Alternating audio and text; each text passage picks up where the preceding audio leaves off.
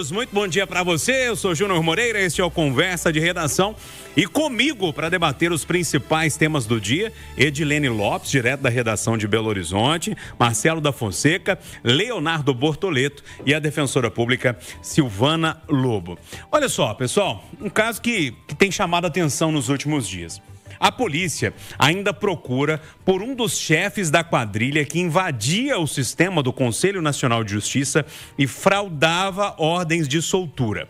Além deste criminoso que está sendo procurado, outros 3 que já foram capturados, eles haviam sido presos em 10 de dezembro, suspeitos de integrar essa organização criminosa, que eu contei para vocês, apontada como responsável por acessar de forma ilegal o sistema do judiciário. Bom, os homens deixaram a prisão pela porta da frente graças ao crime que os levou ao sistema prisional. Ou seja, eles foram presos por fraudar o sistema e conseguiram manipular novamente o sistema do judiciário e emitiram os alvarás que permitiram a saída dos criminosos, mais uma vez, pela porta da frente do Ceresp da Gameleira aqui em Belo Horizonte. Ô, Silvana Lobo, deixa eu começar com você. Você é operadora do direito, talvez pode trazer alguma nuance importante para esse debate aqui, que talvez a gente não esteja tão familiarizado. Eu posso, do ponto de vista, não sei se a palavra é especulação, mas eu posso imaginar, talvez, que esses caras estariam trabalhando por uma organização criminosa, talvez. Eu posso imaginar que muitos presos tenham saído do Brasil pela porta da frente com um alvará fraudado ou não. Bom dia para você. Bom dia, Júnior. Bom dia a todos da bancada. Bom dia a todo mundo que nos ouve. Ô, Júnior, isso um disparate a gente pensar numa situação dessa. Mas tão logo o processo eletrônico familiarizou e entrou em vigência no país inteiro, a grande preocupação sempre foi essa, sabe? Com a possibilidade desse tipo de fraude dentro dos processos. Agora, o que acontece com os mandados de prisão? O juiz das varas normais ou os tribunais, eles emitem um mandado de prisão e esse mandado de prisão ele tem uma central que fica lá no CNJ, no Conselho Nacional de Justiça. Então, quando o juiz mesmo revogou a prisão ou um habeas corpus foi deferido ou o sujeito terminou de cumprir a pena, é expedido um alvará de soltura. Esse alvará de soltura, do mesmo jeito, ele vai ser comunicado a essa central do CNJ até para que seja dado baixa nesse mandado de prisão, certo? Uhum. Então, o que acontece?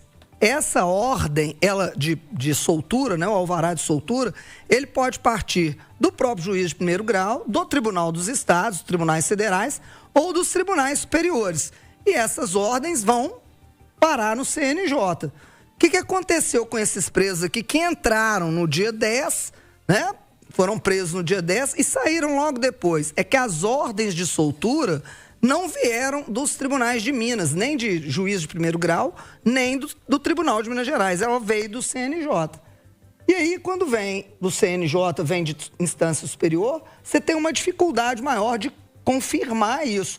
Mas isso você há de convir que não pode acontecer na era da tecnologia. Não pode. Então, Júnior, você tem toda a razão.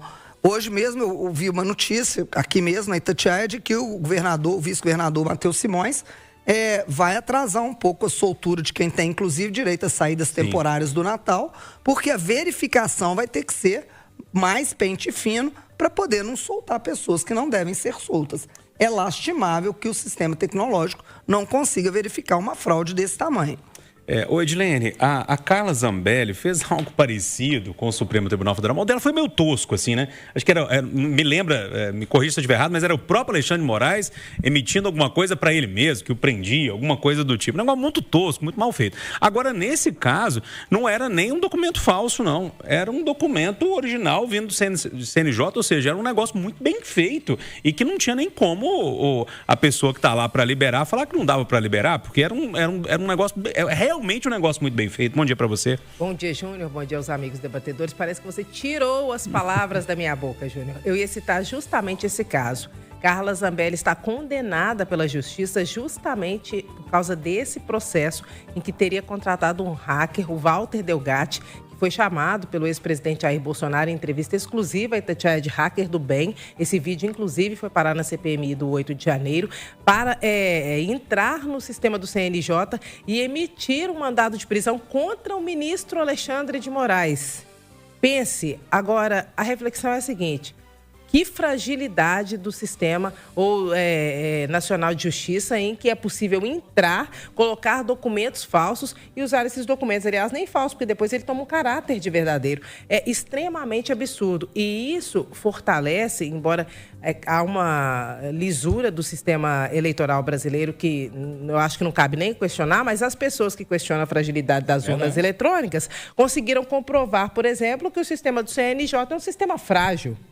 Como é que fica? Aí coloca a dúvida na história toda. Então, eu acho que isso tem que ser resolvido e parece que virou brincadeira. Depois de um caso que tem repercussão internacional, que é o caso da Carla Zambelli, de invasão ao sistema do CNJ, agora nós temos um caso reproduzido aqui, também grave, em Minas Gerais, e nada foi corrigido. Isso tem quantos anos? Foi em 2021. Nós estamos em 2025, passando para 2026. Ou seja, tem algo errado nessa história. Ô Bortolito, eu de verdade, eu acompanhei as matérias, o Renato Rios Neto que trouxe isso em primeira mão, inclusive aqui na Itatiaia, eu não vi um movimento, por exemplo, da Polícia Federal em torno disso, alguém falando, a gente está investigando, porque a gente pode, na hora que mexer nesse angu, achar muito caroço nele. Bom dia para você. Bom dia, Júnior Moreira, bom dia a todos os amigos aqui da bancada e os ouvintes da Itatiaia. O que mais me assusta, Júnior, na realidade, é que é um assunto recorrente em tecnologia. E tecnologia funciona da seguinte forma. Você não tem como dar 100% de segurança em absolutamente nada. Eu sou um defensor da urna eletrônica, mas não falo que ela é 100% inviolável, porque ela não é 100% inviolável, ponto final.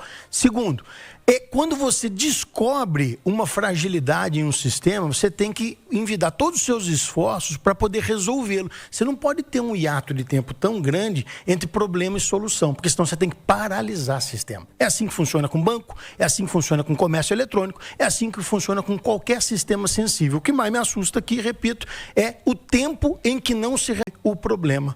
Não há nenhum sistema que seja impossível de ser fraudado. Lembrando, os documentos que eles apresentavam, uma vez inseridos da forma que eles estavam inserindo dentro do sistema, são reais, para quem fosse fazer a análise. Quem fosse buscar o fio da meada, que ninguém faz isso, por que não faz isso? Porque tem um sistema para fazê-lo, iria perceber um problema na ordem normal dos fatos e das ocorrências. Mas ninguém vai fazer isso manualmente porque tem um sistema. Tem que resolver o sistema. Não dá para ter um tempo tão grande de solução assim. Essa é a grande diferença entre o falso material e o falso ideológico. É isso aí. Não era um falso material, ele era perfeito na forma de fazer e do órgão que tinha competência para fazê-lo. Mas o conteúdo dele, a ideia constante dentro dele era falsa. Então é um falso ideológico, muito difícil de ser constatado. O CNJ, só para, acho que trazer o ponto de vista de quem que a gente está criticando nesse momento, né? O CNJ afirmou, Marcelo, que não houve invasão ou falha estrutural em seus sistemas.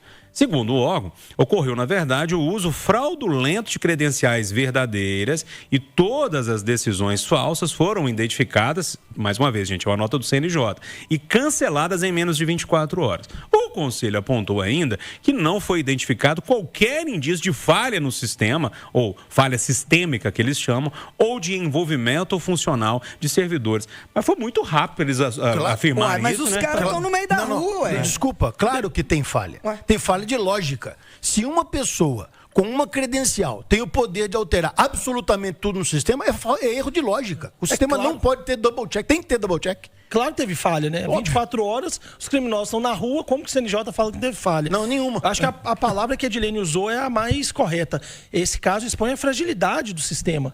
Então, é preciso que a gente, né, a favor da tecnologia, a favor de todo tipo de novidade, inovação, que ajude a tornar tudo mais rápido. Agora, será que às vezes alguma confirmação no próprio presídio não pode ser feita para saber efetivamente quem que tá saindo? Acho que talvez algum tipo de controle mais rigoroso, talvez como esse que o governo de Minas está tentando implementar agora. Agora, é preciso ressaltar aqui a diferença desse caso para o caso do TSE das urnas eletrônicas.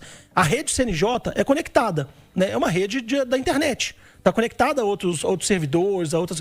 As urnas eletrônicas não estão conectadas. Exato. Então, o que aconteceu? Quando surgiu o caso da Zambelli, no ano retrasado, em 2022, né, eu lembro que o TSE explicou isso. Falou, olha, a gente chamou os hackers para tentar invadir as urnas eletrônicas. E eles não conseguiram. Por quê? Porque as urnas não estão na rede que pode ser invadida por hackers. Então, é bom a gente fazer essa diferença, né, para a gente mostrar que o caso das urnas não necessariamente pode ser violável igual o caso do CNJ. É bom a gente fazer essa distinção exatamente porque isso foi tema de discussão em 2022, né? Essa foi uma questão. Agora, sem dúvida, o CNJ precisa investir mais em tecnologia da informação, né? Precisa de um sistema mais rigoroso para evitar que esses criminosos consigam acessar o site. Então já que vocês estão afirmando para mim que teve uma falha de sistema, eu posso ainda continuar com a minha pulga atrás da orelha, no caso que outras pessoas podem ter saído com esse movimento. Toda certeza. Eu posso continuar com isso, vocês concordam com Acho isso? que não é pulga na orelha, não. Acho que é certeza. E cadê a investigação, então, em torno desse negócio? Só o CNJ que vai apurar e mandar uma nota? Blém, blém, blém, blém, blém, blém, blém, blém, blém, blém, blém. Você tá doido pra colocar esse gorrinho na cabeça, não tá Vou se pôr. Fala a verdade.